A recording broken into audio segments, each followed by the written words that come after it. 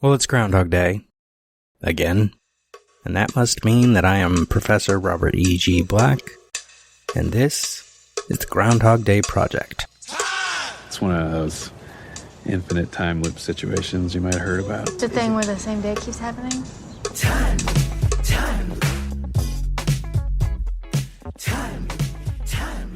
I wake up every day right here, right in Punxsutawney, and it's always February 2nd. The last revision is what counts, apparently. We're in minute 65 of Groundhog Day, which finishes out the 24th iteration of February 2nd that we have seen in the film. Gets Phil in a long fall to his death, and then gets us almost to his next death. Phil has just driven past Buster, young guy who was driving Buster, cop, Larry, Rita. Larry is filming. Larry pans the camera around as Phil passes in the red truck he stole.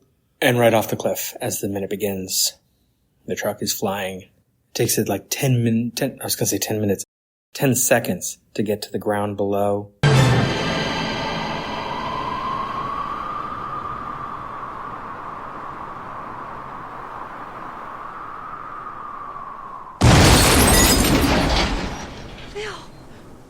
And yes, I am often at war with the people who write IMDb goofs, but the two goofs from this minute...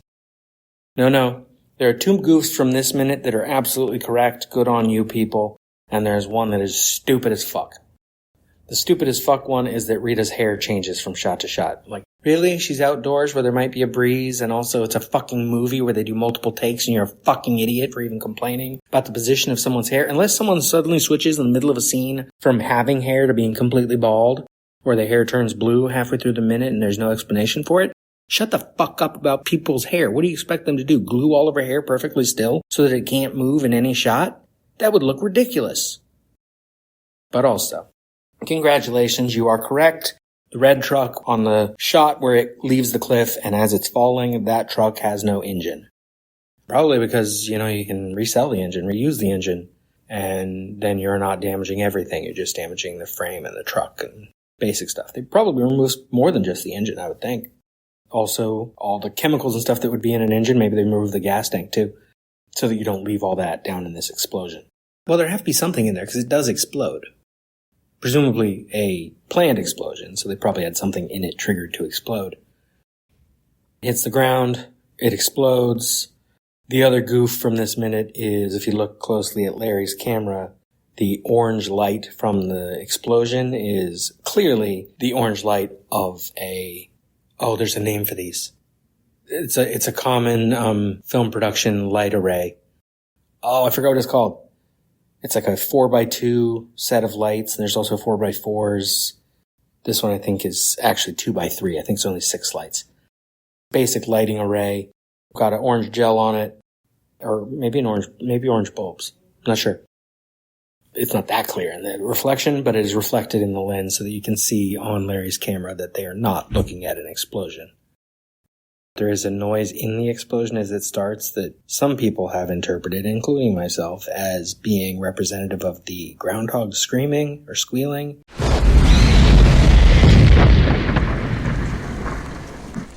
I said that noise was as the explosion starts, but that's the second part of the explosion, not the first.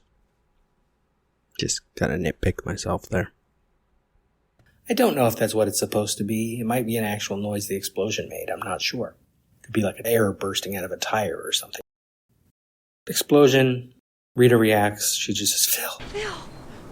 And Larry says, he might be okay. He might be okay. Well, and then this is as it hits. She says, Phil.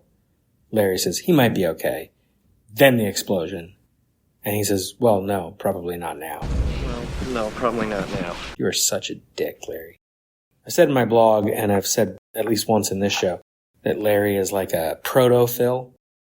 If he could be the guy Phil is, smart-ass, sarcastic, being able to do whatever he wants, he would be. Cut from the explosion. No, we don't cut.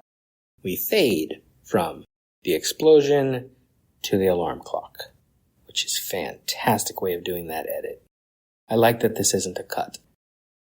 to the 25th iteration of February 2nd we have seen in the film.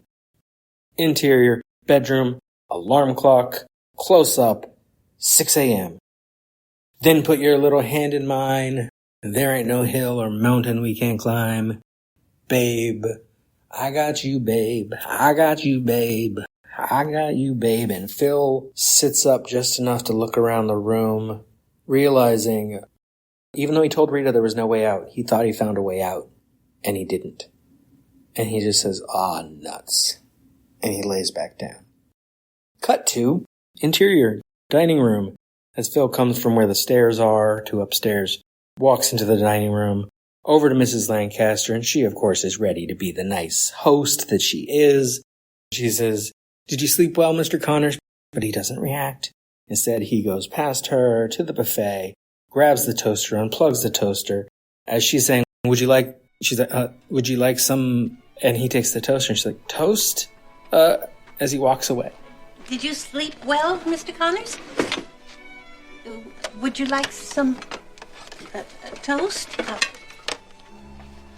Well, she's got these little noises in between the things, not just pauses. She's like concerned, like, what is happening right now? Why is this guy taking my toaster? So he takes the toaster, and we do get the shot of him plugging the toaster in, and then the minute ends. So, till next time, I'm not going to recommend you drive off a cliff, but maybe have some toast. Or do something fun. Knew you were gonna say that. This has been a production of Lemming Drops Studio. You can find links to more at lemmingdrops.com or join the Facebook group Lemming Drops Studio Tour. Also, you can support all my shows at patreon.com/lemmingdrops. What is wrong in the end which never comes? Or which comes again and again, lapping, like waves. Since the Big Bang set everything in motion, everything that happens in this universe has to be the way it is. Particles unfolding the way they're destined to. How do you sleep at night? You've never seen Groundhog Day? Yeah, you know Groundhog Day is not a documentary. Remember when Groundhog Day was just a movie?